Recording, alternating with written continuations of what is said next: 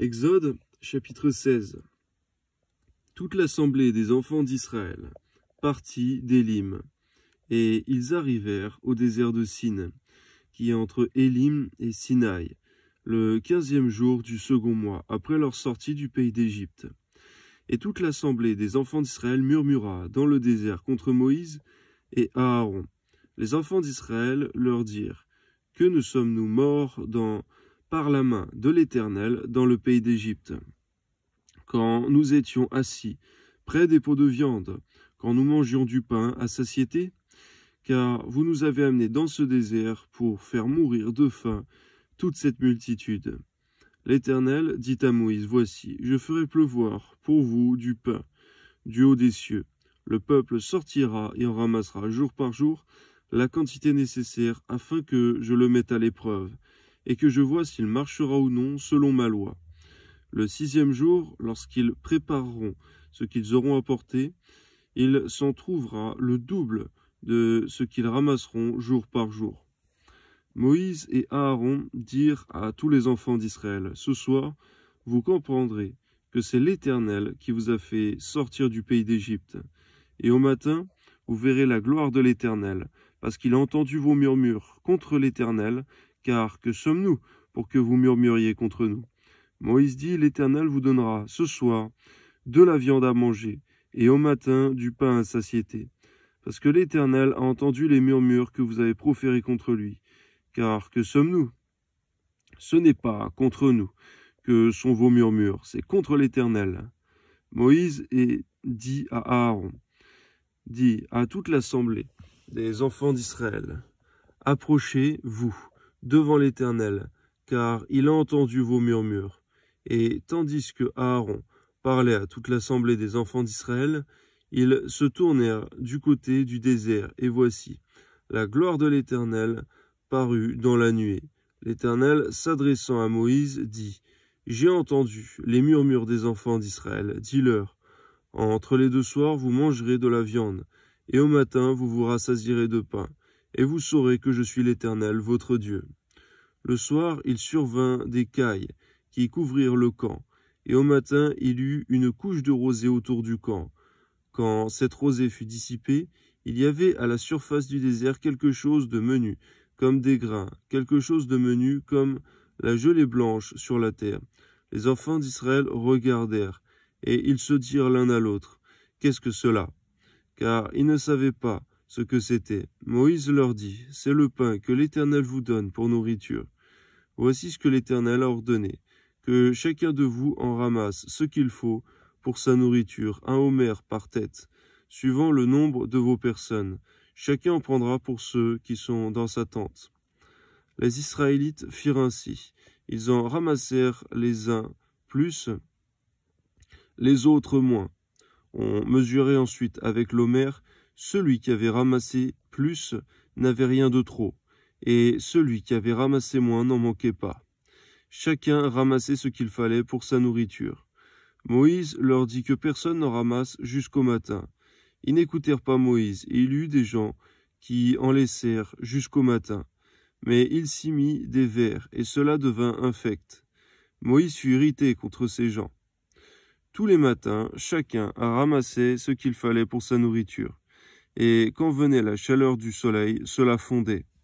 Le 6e jour, ils ramassèrent une quantité double de nourriture, 2 homères pour chacun.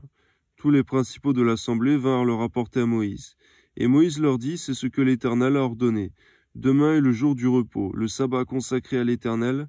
Faites cuire ce que vous avez à faire cuire, faites bouillir ce que vous avez à faire bouillir, et mettez en réserve jusqu'au matin tout ce qui restera. Ils le laissèrent jusqu'au matin, comme Moïse l'avait ordonné, et cela ne devint point infect. Il ne s'y mit point de vers. Moïse dit: Mangez-le aujourd'hui, car c'est le jour du sabbat. Aujourd'hui vous n'en trouverez point dans la campagne. Pendant 6 jours vous en ramasserez, mais le septième jour, c'est le sabbat, il n'y en aura point.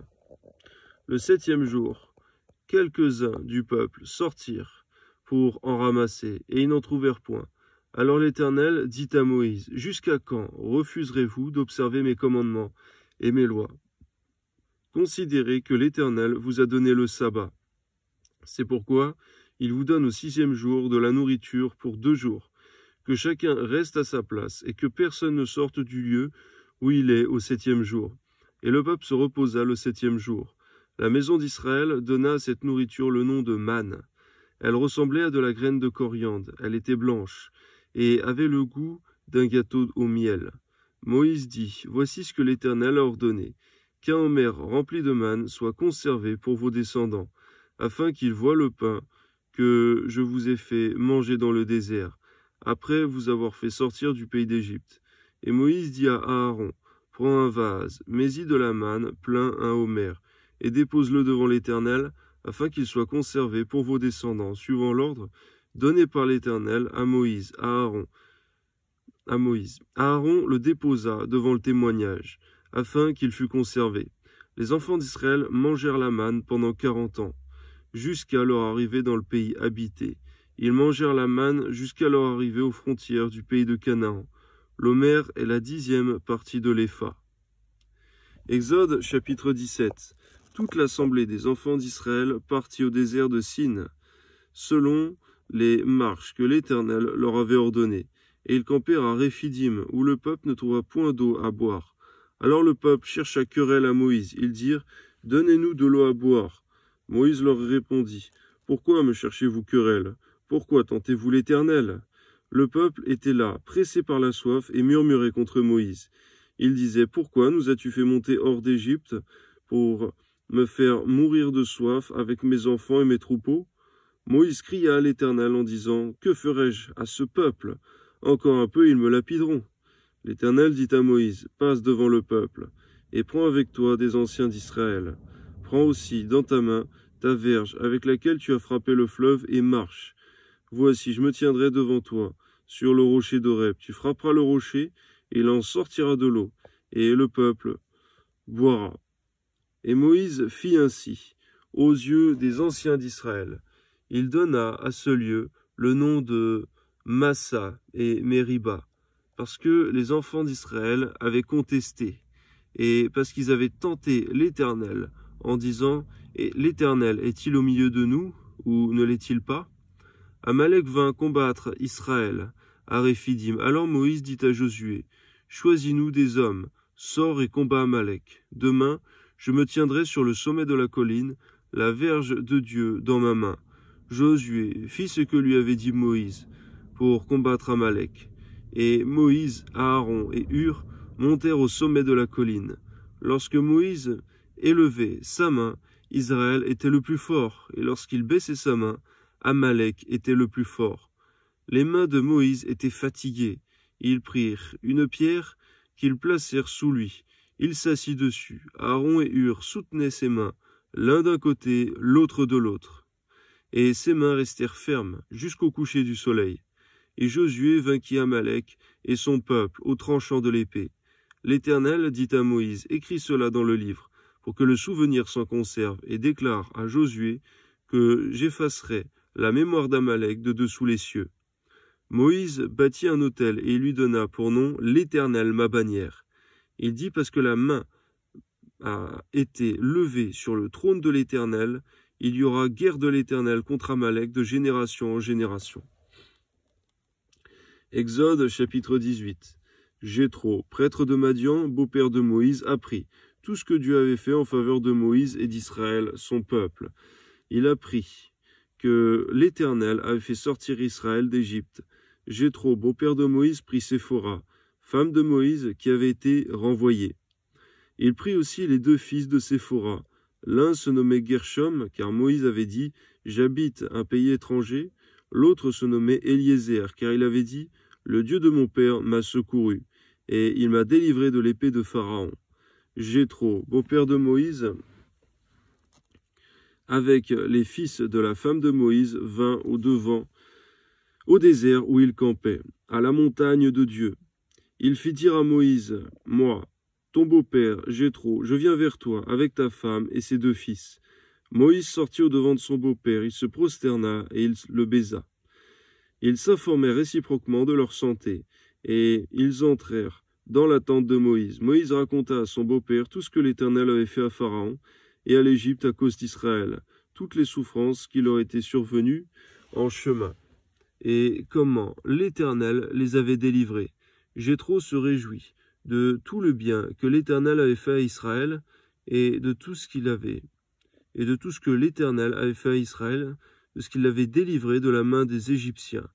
Et Jéthro dit, « Béni soit l'Éternel, qui vous a délivré de la main des Égyptiens et de la main de Pharaon, qui a délivré le peuple de la main des Égyptiens. Je reconnais maintenant que l'Éternel est plus grand que tous les dieux, car la méchanceté des Égyptiens est retombée sur eux. » Jéthro, beau-père de Moïse, offrit à Dieu un holocauste et des sacrifices. Aaron et tous les anciens d'Israël vinrent participer au repas avec le beau-père de Moïse, en présence de Dieu. Le lendemain, Moïse s'assit pour juger le peuple, et le peuple se tint devant lui.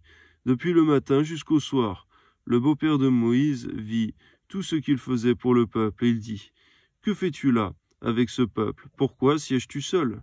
Et tout le peuple se tient-il devant toi, depuis le matin jusqu'au soir ?» Moïse répondit à son beau-père, « C'est que le peuple vient à moi pour consulter Dieu, quand ils ont quelque affaire. Ils viennent à moi, je prononce entre eux, et je fais connaître les ordonnances de Dieu et ses lois. » Le beau-père de Moïse lui dit, « Ce que tu fais n'est pas bien. Tu t'épuiseras toi-même, et tu épuiseras ce peuple qui est avec toi, car la chose est au-dessus de tes forces. Tu ne pourras pas y suffire seul. Maintenant, écoute ma voix, je vais te donner un conseil, et que Dieu soit avec toi. Sois l'interprète du peuple auprès de Dieu, et porte les affaires devant Dieu. Enseigne-leur les ordonnances et les lois, et fais-leur connaître le chemin qu'ils doivent suivre et ce qu'ils doivent faire. Choisis parmi tout le peuple des hommes capables, craignant Dieu, des hommes intègres, ennemis de la cupidité. Établis-les sur eux comme chefs de 1000, chefs de 100, chefs de 50 et chefs de 10. Qu'ils jugent le peuple en tout temps, qu'ils portent devant toi toutes les affaires importantes et qu'ils prononcent eux-mêmes sur les petites causes. Allège ta charge et qu'ils la portent avec toi. Si tu fais cela et que Dieu te donne des ordres, tu pourras y suffire. Et tout ce peuple parviendra heureusement à sa destination. Moïse écouta la voix de son beau-père. Il fit tout ce qu'il avait dit. Moïse choisit des hommes capables. Parmi tout Israël, il les établit chefs du peuple, chefs de 1000, chefs de 100, chefs de 50 et chefs de 10. Il jugeait le peuple en tout temps. Il portait devant Moïse les affaires difficiles. Et ils prononçaient eux-mêmes sur toutes les petites causes. Moïse laissa partir son beau-père, et Jéthro s'en alla dans son pays. Exode chapitre 19. Le 3e mois, après leur sortie du pays d'Égypte, les enfants d'Israël arrivèrent ce jour-là au désert de Sinaï. Étant partis de Réphidim, ils campèrent dans le désert. Israël campa là, vis-à-vis de la montagne. Moïse monta vers Dieu, et l'Éternel l'appela du haut de la montagne en disant, « Tu parleras ainsi à la maison de Jacob, et tu diras aux enfants d'Israël, « Vous avez vu ce que j'ai fait à l'Égypte, et comment je vous ai porté sur des ailes d'aigle, et amené vers moi. Maintenant, si vous écoutez ma voix, et si vous gardez mon alliance, vous m'appartiendrez entre tous les peuples, car toute la terre est à moi. Vous serez avec moi un royaume, vous serez pour moi un royaume de sacrificateurs, et une nation sainte. Voilà les paroles que tu diras aux enfants d'Israël. »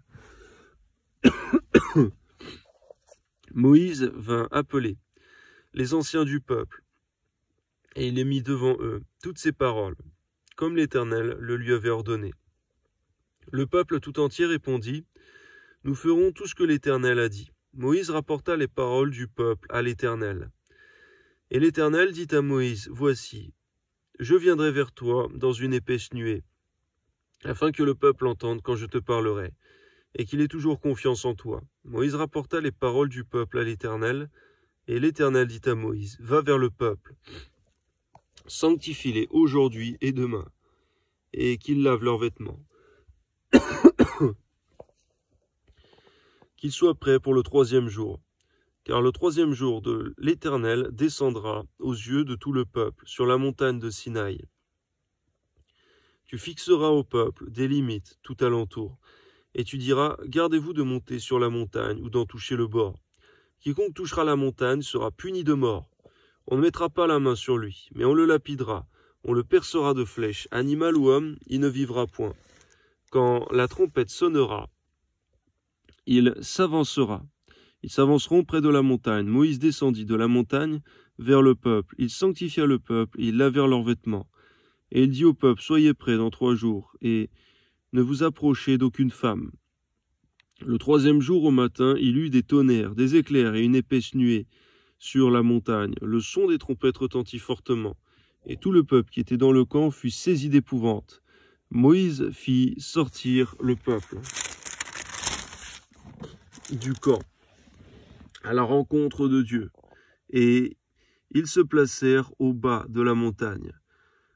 La montagne de Sinaï était tout en fumée, parce que l'Éternel y était descendu au milieu du feu. Cette nuée s'élevait comme la fumée d'une fournaise, et toute la montagne tremblait avec violence. Le son de la trompette retentissait de plus en plus fortement. Moïse parlait, et Dieu lui répondait à haute voix. Ainsi l'Éternel descendit sur la montagne de Sinaï.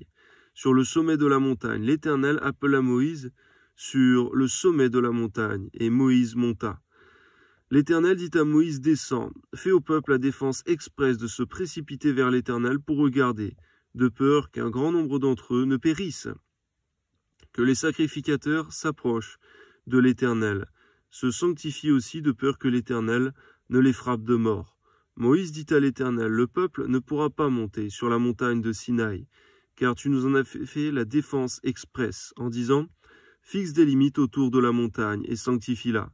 L'Éternel lui dit, va, descends, tu monteras ensuite avec Aaron. Mais que les sacrificateurs et le peuple ne se précipitent point pour monter vers l'Éternel, de peur qu'il ne les frappe de mort. Moïse descendit vers le peuple et lui dit ces choses. Exode chapitre 20.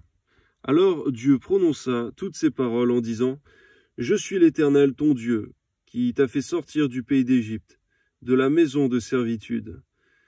Tu n'auras point d'autre Dieu devant ma face. Tu ne te feras point d'image taillée, ni de représentation quelconque des choses qui sont en haut dans les cieux, qui sont en bas sur la terre, et qui sont dans les eaux, plus bas que la terre. Tu ne te prosterneras point devant elles, et tu ne les serviras point, car moi, l'Éternel ton Dieu, je suis un Dieu jaloux, qui punit l'iniquité des pères sur les enfants jusqu'à la 3e et à la 4e génération de ceux qui me haïssent, et qui fait miséricorde jusqu'à la 1000e génération de ceux qui m'aiment et qui gardent mes commandements. Tu ne prendras point le nom de l'Éternel ton Dieu en vain, car l'Éternel ne laissera point impuni celui qui prendra son nom en vain. Souviens-toi du jour du repos, pour le sanctifier.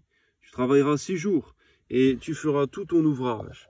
Mais le 7e jour est le jour du repos de l'Éternel, ton Dieu. Tu ne feras aucun ouvrage, ni toi, ni ton fils, ni ta fille, ni ton serviteur, ni ta servante, ni ton bétail, ni l'étranger qui est dans tes portes, car en 6 jours l'Éternel a fait les cieux, la terre, la mer, et tout ce qui est contenu. Et il s'est reposé le 7e jour. C'est pourquoi l'Éternel a béni le jour du repos, et il l'a sanctifié. Honore ton père et ta mère, afin que tes jours se prolongent dans le pays que l'Éternel ton Dieu te donne. Tu ne tueras point.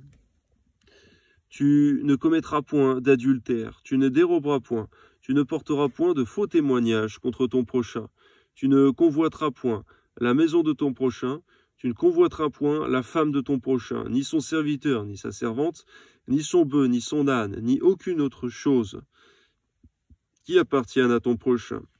Tout le peuple entendait les tonnerres et le son de la trompette. Il voyait les flammes et la montagne fumante. À ce spectacle, le peuple tremblait et se tenait dans l'éloignement. Ils dirent à Moïse, parle-nous toi-même, et nous écouterons.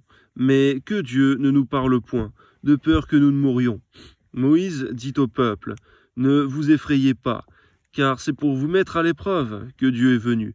C'est pour que vous ayez sa crainte devant les yeux, afin que vous ne péchiez point. Le peuple restait dans l'éloignement, mais Moïse s'approchait de la nuée où était Dieu. L'Éternel dit à Moïse, vous parlerez ainsi aux enfants d'Israël.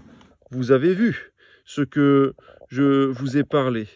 Vous avez vu que je vous ai parlé depuis les cieux.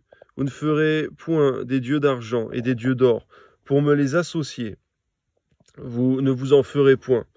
Tu m'élèveras un autel de terre sur lequel tu offriras tes holocaustes, tes sacrifices d'action de grâce, des brebis et tes bœufs. Partout où je rappellerai mon nom, je viendrai à toi et je te bénirai. Si tu m'élèves un autel de pierre, tu ne le bâtiras point en pierre taillée, car en passant ton ciseau sur la pierre, tu le profanerais. Tu ne monteras point mon autel par des degrés, afin que ta nudité ne soit pas découverte. Exode chapitre 21. Voici les lois que tu leur présenteras. Si tu achètes un esclave hébreu, il servira 6 années, mais la 7e, il sortira libre, sans rien payer. S'il est entré seul, il sortira seul. S'il avait une femme, sa femme sortira avec lui. Si c'est son maître qui lui a donné une femme, et qu'il en a eu des fils et des filles, la femme et ses enfants seront à son maître. Il sortira seul. Si l'esclave dit « J'aime mon maître, ma femme et mes enfants, je ne veux pas sortir libre », alors son maître le conduira devant Dieu et le fera approcher de la porte ou du poteau, et son maître lui percera l'oreille avec un poinçon, et l'esclave sera pour toujours à son service. Si un homme vend sa fille pour être esclave, elle ne sortira point comme sortent les esclaves. Si elle déplaît son maître qui s'était proposé de la prendre pour femme, il facilitera son rachat, mais il n'aura pas le pouvoir de la vendre à des étrangers. Après lui avoir été infidèle, s'il la destine à son fils, il agira envers elle selon le droit des filles. S'il prend une autre femme, il ne retranchera rien. Pour la première, à la nourriture, aux vêtements et au droit conjugal. S'il ne fait pas pour elle ces 3 choses, elle pourra sortir sans payer, sans donner de l'argent. Celui qui frappera un homme mortellement sera puni de mort, s'il ne lui a point dressé d'embûche et que Dieu les fait tomber sous sa main. Je t'établirai un lieu où il pourra se réfugier. Mais si quelqu'un agit méchamment contre son prochain en employant la ruse pour le tuer, tu l'arracheras même de mon autel pour le faire mourir. Celui qui frappera son père ou sa mère sera puni de mort. Celui qui dérobera un homme et qui l'aura vendu ou retenu entre ses mains sera puni de mort. Celui qui maudira son père ou sa mère sera puni de mort.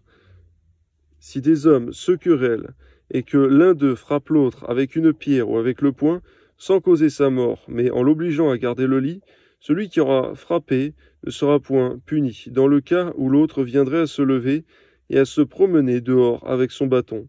Seulement il le dédommagera de son interruption de travail et il le fera soigner jusqu'à sa guérison. Si un homme frappe du bâton son esclave, homme ou femme, et que l'esclave meurt sous sa main, le maître sera puni. Mais s'il survit 1 jour ou 2, le maître ne sera point puni, car c'est son argent. Si des hommes se querellent et qu'ils heurtent une femme enceinte et la fassent accoucher, sans autre accident, ils seront punis d'une amende imposée par le mari de la femme, et qu'ils paieront devant des juges. Mais s'il y a un accident, tu donneras vie pour vie, œil pour œil, dent pour dent, main pour main, pied pour pied, brûlure pour brûlure, blessure pour blessure, meurtrissure pour meurtrissure. Si un homme frappe l'œil de son esclave, homme ou femme, et qui lui fasse perdre l'œil, il le mettra en liberté pour prix de son œil. S'il fait tomber une dent à son esclave, homme ou femme, il le mettra en liberté pour prix de sa dent. Si un bœuf frappe de ses cornes un homme ou une femme, et que la mort soit la suite, le bœuf sera lapidé. Sa chair ne sera point mangée, et le maître du bœuf ne sera point puni. Mais si le bœuf était auparavant sujet à frapper, et qu'on en avait averti le maître, qui ne l'a point surveillé, le bœuf sera lapidé, dans le cas où il tuerait un homme ou une femme, et son maître sera puni de mort. Si on impose au maître un prix pour le rachat de sa vie, il paiera tout ce qui lui sera imposé. Lorsque le bœuf frappera un fils ou une fille, cette loi recevra son application. Mais si le bœuf frappe un esclave, homme ou femme, on donnera 30 cycles d'argent au maître de l'esclave, et le bœuf sera lapidé. Si un homme met à découvert une citerne, ou si un homme en creuse une et ne la couvre pas, et qu'il y tombe un bœuf ou un âne, le possesseur de la citerne paiera au maître la valeur de l'animal en argent, et aura pour lui l'animal mort. Si le bœuf d'un homme frappe de ses cornes le bœuf d'un autre homme, et que la mort en soit la suite, ils vendront le bœuf vivant, et en partageront le prix. Ils partageront aussi le bœuf mort. Mais s'il est connu que le bœuf était auparavant sujet à frapper, que son maître ne l'avait point surveillé, ce maître rendra bœuf pour bœuf, et aura pour lui le bœuf mort. Si un homme dérobe un bœuf ou un agneau, qu'il l'égorge ou le vende, il restituera 5 bœufs pour le bœuf, et 4 agneaux pour l'agneau. Si le voleur est surpris dérobant avec effraction, et qu'il soit frappé et meurt, il ne sera point coupable de meurtre envers lui. Mais si le soleil est levé, on sera coupable de meurtre envers lui. Il fera restitution. S'il n'a rien, il sera vendu pour son vol. Si ce qu'il a dérobé, bœuf, âne ou agneau, se trouve encore vivant entre ses mains, il fera une restitution au double. Si un homme fait du dégât dans un champ ou dans une vigne, et qu'il laisse son bétail paître dans le champ d'autrui, il donnera en dédommagement le meilleur produit de son champ et de sa vigne. Si un feu éclate et rencontre des épines, et que du blé en gerbe ou sur pied, ou bien le champ soit consumé, celui qui a causé l'incendie sera tenu à un dédommagement. Si un homme donne à un autre de l'argent ou des objets à garder, et qu'on les vole dans la maison de ces derniers, le voleur fera une restitution au double, dans le cas où il serait trouvé. Si le voleur ne se trouve pas, le maître de la maison se présentera devant Dieu pour déclarer qu'il n'a pas mis la main sur le bien de son prochain. Dans toute affaire frauduleuse concernant un bœuf, un âne, un agneau, un vêtement ou un objet perdu, au sujet duquel on dira « c'est cela », la cause des deux parties ira jusqu'à Dieu. Celui que Dieu condamnera fera à son prochain une restitution au double. Si un homme donne à un autre un âne, un bœuf, un agneau ou un animal quelconque à garder, que l'animal meure, se casse un membre ou soit enlevé, sans que personne l'ait vu, le serment au nom de l'Éternel interviendra entre les deux parties, et celui qui a gardé l'animal déclarera qu'il n'a pas mis la main sur le bien de son prochain. Le maître de l'animal acceptera ce serment, et l'autre ne sera point tenu à une restitution. Mais si l'animal a été dérobé chez lui, il sera tenu vis-à-vis de son maître à une restitution. Si l'animal a été déchiré, il le produira en témoignage, et il ne sera point tenu à une restitution pour ce qui a été déchiré. Si un homme emprunte à un autre un animal, et que l'animal se casse un membre, ou qu'il meurt, en l'absence de son maître, il aura lieu à une restitution. Si le maître est présent, il n'y aura pas lieu à restitution. Si l'animal a été loué, le prix du louage suffira. Si un homme séduit une vierge qui n'est point fiancée, s'il couche avec elle, il paiera sa dot et la prendra pour femme. Si le père refuse de la lui accorder, il paiera en argent la valeur de la dot des vierges. Tu ne laisseras point vivre la magicienne. Quiconque couche avec une bête sera puni de mort. Celui qui offre des sacrifices à d'autres dieux qu'à l'Éternel sera voué à l'extermination. Tu ne maltraiteras point l'étranger, et tu ne l'opprimeras point, car vous avez été étrangers dans le pays d'Égypte. Tu n'affligeras point la veuve, ni l'orphelin. Si tu les affliges, et qu'ils viennent à moi, j'entendrai leurs cris, ma colère s'enflammera, et je vous détruirai par l'épée. Vos femmes deviendront veuves, et vos enfants orphelins. Si tu prêtes de l'argent à mon peuple, au pauvre qui est avec toi, tu ne feras point à son égard comme un créancier. Tu n'exigeras de lui point d'intérêt. Si tu prends en gage le vêtement de ton prochain, tu le lui rendras avant le coucher du soleil, car c'est sa seule couverture, c'est le vêtement dont il s'enveloppe le corps. Dans quoi coucherait-il? S'il crie à moi, je l'entendrai, car je suis miséricordieux. Tu ne maudiras point Dieu, tu ne maudiras point le prince de ton peuple, tu ne différeras point de m'offrir les prémices de ta moisson et de ta vendange. Tu me donneras le premier-né de tes fils, tu me donneras aussi le premier-né de ta vache et de ta brebis. Tu resteras 7 jours avec sa mère, le 8e jour, tu me le donneras. Vous serez pour moi des hommes saints. Vous ne mangerez point de chair déchirée dans les champs, vous la jeterez aux chiens. Exode chapitre 23. Tu ne répandras point de faux bruits, tu ne te joindras point aux méchants pour faire un faux témoignage. Tu ne suivras point la multitude pour faire le mal, tu ne déposeras point dans un procès en te mettant du côté du grand nombre pour violer la justice.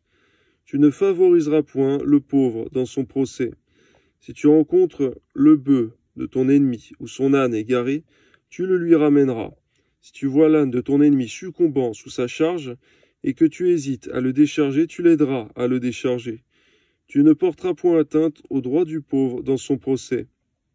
Tu ne prononceras point de sentence inique, et tu ne feras point mourir l'innocent et le juste, car je n'absoudrai point le coupable. Tu ne recevras point de présents, car les présents aveuglent ceux qui ont les yeux ouverts et corrompent les paroles des justes.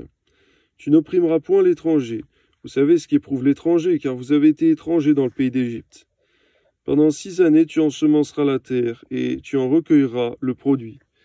Mais la 7e, tu lui donneras du relâche, et tu la laisseras en repos. Les pauvres de ton peuple en jouiront, et les bêtes des champs mangeront ce qui restera. Tu feras de même pour ta vigne et pour tes oliviers. Pendant 6 jours, tu feras ton ouvrage. Mais le 7e jour, tu te reposeras, afin que ton bœuf et ton âne aient du repos, afin que les fils de ton esclave et l'étranger aient du relâche. Vous observerez tout ce que je vous ai dit, et vous ne prononcerez point le nom d'autre Dieu, qu'on ne l'entende point sortir de votre bouche. 3 fois par année, tu célébreras des fêtes en mon honneur. Tu observeras la fête des pains sans levain. Pendant 7 jours, au temps fixé, dans le mois des épis, tu mangeras des pains sans levain, comme je t'en ai donné l'ordre. Car c'est dans ce mois que tu es sorti d'Égypte, et l'on ne se présentera point vide devant ma face. Tu observeras la fête de la moisson, des prémices de ton travail, de ce que tu auras semé dans les champs, et la fête de la récolte à la fin de l'année, quand tu recueilleras des champs le fruit de ton travail. 3 fois par année, tous les mâles se présenteront devant le Seigneur l'Éternel. Tu n'offriras point avec du pain levé le sang de la victime sacrifiée en mon honneur, et sa graisse ne sera point gardée. Pendant la nuit jusqu'au matin, tu apporteras à la maison de l'Éternel ton Dieu les prémices des premiers fruits de la terre. Tu ne feras point cuire un chevreau dans le lait de sa mère. Voici, j'envoie un ange devant toi pour te protéger en chemin, et pour te faire arriver au lieu que j'ai préparé. Tiens-toi sur tes gardes en sa présence, et écoute sa voix. Ne lui résiste point, parce qu'il ne pardonnera pas vos péchés, car mon nom est en lui. Mais si tu écoutes sa voix, et si tu fais tout ce que je te dirai, je serai l'ennemi de tes ennemis, et l'adversaire de tes adversaires. Mon ange marchera devant toi, et te conduira chez les Amoréens, les Hétiens et les Phéréziens, les Cananéens, les Héviens, les Jébusiens, et je les exterminerai. Tu ne te prosterneras point devant leurs dieux, tu ne les serviras point, tu n'imiteras point ces peuples dans leur conduite, mais tu les détruiras, et tu briseras leurs statuts. Vous servirez l'Éternel votre Dieu, et il bénira votre pain et vos eaux. J'éloignerai la maladie du milieu de toi, et il n'y aura dans ton pays ni femme qui avorte, ni femme stérile. Je remplirai le nombre de tes jours. J'enverrai ma terreur devant toi. Je mettrai en déroute tous les peuples chez lesquels tu arriveras, et je ferai tourner le dos devant toi à tous tes ennemis. J'enverrai les frôlons devant toi, et ils chasseront loin de ta face les Héviens, les Cananéens et les Hétiens, et je ne les chasserai pas en une seule année loin de ta face, de peur que le pays ne devienne un désert, et que les bêtes des champs ne se multiplient contre toi. Je les chasserai peu à peu loin de ta face. jusqu'à ce que tu augmentes en nombre et que tu puisses prendre possession du pays. J'établirai tes limites depuis la mer Rouge jusqu'à la mer des Philistins, et depuis le désert jusqu'au fleuve, car je livrerai entre vos mains les habitants du pays, tu les chasseras devant toi. Tu ne feras point d'alliance avec eux, ni avec leurs dieux. Ils n'habiteront point dans ton pays, de peur qu'ils ne te fassent pécher contre moi, car tu servirais leurs dieux, et ce serait un piège pour toi. Exode chapitre 24. Dieu dit à Moïse, monte vers l'Éternel, toi et Aaron, Nadab et Abihu, et 70 des anciens d'Israël, et vous vous prosternerez de loin. Moïse s'approchera seul de l'Éternel. Les autres ne s'approcheront pas, et le peuple ne montera point avec lui. Moïse vint rapporter au peuple toutes les paroles de l'Éternel et toutes les lois. Le peuple entier répondit d'une même voix, nous ferons tout ce que l'Éternel a dit. Moïse écrivit toutes les paroles de l'Éternel, puis il se leva de bon matin. Il bâtit un autel au pied de la montagne, et dressa 12 pierres pour les 12 tribus d'Israël. Il envoya des jeunes hommes, enfants d'Israël, pour offrir à l'Éternel des holocaustes, et immoler des taureaux en sacrifice d'action de grâce. Moïse prit la moitié du sang, qu'il mit dans des bassins, et il répandit l'autre moitié sur l'autel. Il prit le livre de l'Alliance, et le lut en présence du peuple. Ils dirent, nous ferons tout ce que l'Éternel a dit, et nous obéirons. Moïse prit le sang et le répandit sur le peuple en disant, voici le sang de l'alliance que l'Éternel a fait avec vous sur toutes ces choses. Moïse monta avec Aaron, Nadab et Abihu, et 70 anciens d'Israël. Ils virent le Dieu d'Israël sous ses pieds. Sous ses pieds, c'était comme un ouvrage de saphir transparent, comme le ciel lui-même dans sa pureté. Il n'étendit point sa main sur l'élite des enfants d'Israël. Ils virent Dieu et ils mangèrent et burent. L'Éternel dit à Moïse, monte vers moi sur la montagne et reste là. Je te donnerai des tables de pierre, la loi et les ordonnances que j'ai écrites pour leur instruction. Moïse se leva avec Josué qui le servait. Et Moïse monta sur la montagne de Dieu, il dit aux anciens, attendez-nous ici jusqu'à ce que nous revenions auprès de vous. Voici, Aaron et Hur resteront avec vous. Si quelqu'un est indifférent, c'est à eux qu'il s'adressera. Moïse monta sur la montagne, et la nuée couvrit la montagne. La gloire de l'Éternel reposa sur la montagne de Sinaï, et la nuée la couvrit. Pendant 6 jours, le 7e jour, l'Éternel appela Moïse du milieu de la nuée. L'aspect de la gloire de l'Éternel était comme un feu dévorant sur le sommet de la montagne, aux yeux des enfants d'Israël. Moïse entra au milieu de la nuée, et il monta sur la montagne. Moïse demeura sur la montagne 40 jours et 40 nuits. Exode chapitre 25. L'Éternel parla à Moïse et dit, parle aux enfants d'Israël, qu'ils m'apportent une offrande